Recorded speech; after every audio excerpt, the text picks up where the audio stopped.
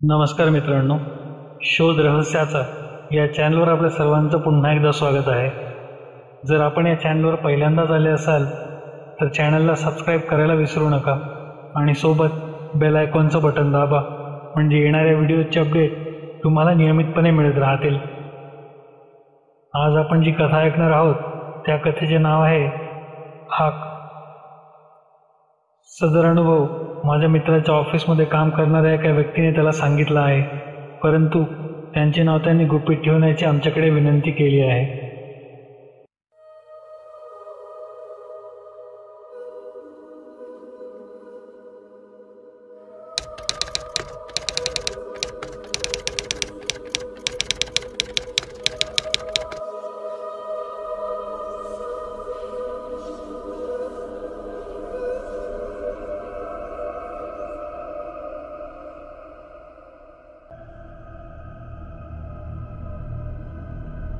गोष्ट साधारण 2 वर्षांपूर्वीची आहे.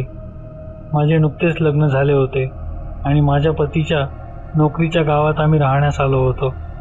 लग्न झाल्यावर साधारण 2 आठवडे आम्ही माझ्या सासरी राहिलो होतो, परंतु ऑफिसवरून सारखे कॉल येत असल्याने आम्हाला त्यांच्या नोकरीच्या गावी यावे लागले होते. ज्या गावात ते नोकरी करत होते त्याच गावात त्यांनी माझ्यासाठी एक नोकरी शोधली होती, कारण नवीन गाव, नवीन लोक आणि त्यात ते ऑफिसला गेल्यावर घरात मी एकटी आणि मला करमतही नव्हते.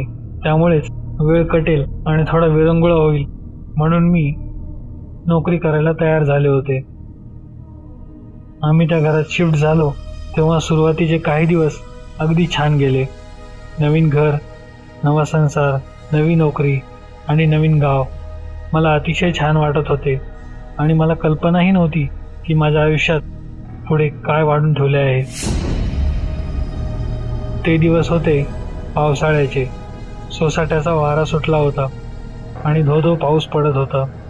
त्यात वीज गेलेली आणि बाहेर विजांचा कडकडाट सुरू होता. अतिवृष्टीचे सर्व लक्षण जाणवत होते. मी आणि माझे पती खिडकीत बसून पावसाचा आनंद घेत होतो. आम्हाला वाटले कदाचित काही वेळात लाईट येईल आणि मग जेवण वगैरे करून आपण झोपायला जाऊ, परंतु बराच वेळ झाला. 10:30 वाजत आले, पण वीज येण्याचे काहीही खरे नाही. हे समजल्यावर आम्ही जेवण उरकून झोपण्याचा निर्णय घेतला. मध्यरात्र उलटून गेली. पावसाची रिपरिप आता कमी झाली होती. कसल्या तरी आवाजाने मला जाग आली. मी डोळा उघडून घड्याळाकडे पाहिले तर रात्रीचे 2 वाजले होते. मी उठले आणि किचनमध्ये पाणी पिण्यासाठी गेले. पाणी पिऊन परत येत असताना मला दारावर कसली तरी ठकठक ऐकू आली. रात्रीचे 2 वाजले आहेत, ह्यावेळी दारावर कोण असेल असा प्रश्न मी स्वतःशीच केला आणि दाराच्या दिशेने गेले आणि की होलमधून मी बाहेरचे दृश्य पाहिले. बाहेरचे दृश्य पाहताच माझ्या सर्वांगावर काटा उभा राहिला. दरवाजाच्या पलीकडच्या बाजूला एक काळी सावली उभी होती. मी आवाज दिला, कोण कोण आहे तिकडे? समोरून आवाज आला, मीच आहे, दार उघड. मी त्वरित बेडरूममध्ये येऊन माझ्या पतींना उठवले आणि लवकर बाहेर या, बाहेर असा प्रकार सुरू आहे हे सांगितले. डोळे चोळतच ते उठले आणि दरवाजा उघडला. समोर कोणीही नव्हते. ते म्हणाले, काय ग तू, झोप की, कसले कसले स्वप्न पडतात तुला, मला त्रास देतेस.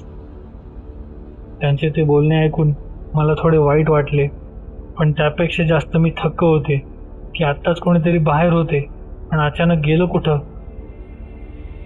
त्यांना एकदा खात्री करून घेऊ असं म्हणाले आणि बाहेर येऊन सगळीकडे शोधले, पण तिथे कोणीही नव्हते. आता मात्र मी थोडी घाबरले होते. आम्ही आत आलो आणि ते पुन्हा झोपी गेले, परंतु मला काही झोप लागत नव्हती.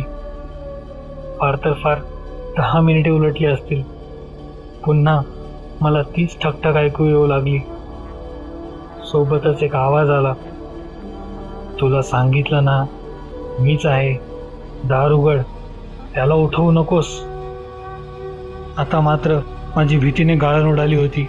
मी माझा मोबाईल काढला, त्यावर रामरक्षा लावली आणि कानात हेडफोन्स टाकून मी ती ऐकतच शांत झोपी गेले. ती रात्र कशीबशी पार पडली आणि सकाळ झाली. सकाळ होताच मी सर्व काही माझ्या पतीला सांगितले. त्यावर ते रागातच म्हणाले, 1000 वेळा सांगितलंय तुला, भूताचे सिनेमे एकट्याने पाहत जाऊ नकोस, भयकथा वाचत जाऊ नकोस, हे असले भास त्यामुळेच होतात तुला. त्यांचे बोलणे ऐकून मी गप्प झाले आणि मनात एक विचार डोकावून गेला की खरंच हे बरोबर बोलत असतील का? मला भासच होतोय की कोणीही नव्हते दरवाजावर काल, भासच असणार माझा. असा विचार करून मी स्वतःच्याच मनाची समजूत घातली आणि गप्प झाले. सायंकाळ झाली. आम्ही ऑफिसवरून घरी आलो. चहा वगैरे घेतला. मग भाजी मंडईमधून भाजी घेऊन आलो. मी स्वयंपाक केला व आम्ही जेवण वगैरे करून झोपायला गेलो. पण पुन्हा रात्री 2 वाजता माझा डोळा उघडला, त्याच ठकठकच्या आवाजाने. आता मात्र माझे सर्वांग शहारले, कारण मला माहीत होते की आता तो आवाज येणार.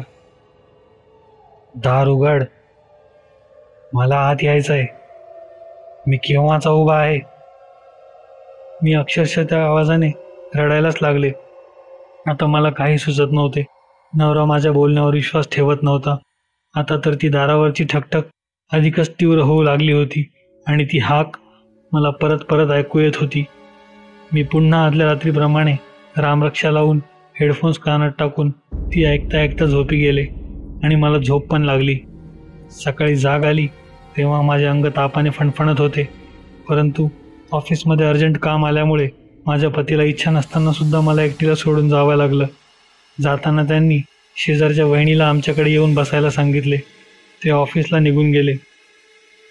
त्या वहिनी आल्या आणि विचारपूस करू लागल्या, कशी आहे तब्येत वगैरे वगैरे. आम्ही दोघींनी सोबत जेवण केले आणि गप्पा मारत बसलो.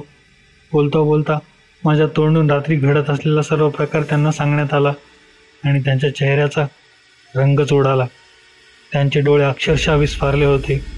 खडखळतच त्या म्हणाल्या, तू ऐकलायस त्याचा आवाज? मी म्हणाले, हो ऐकते, रोज सतत 2 दिवसापासून ऐकतेय आणि आज कदाचित त्याच भीतीने मला ताप भरलाय.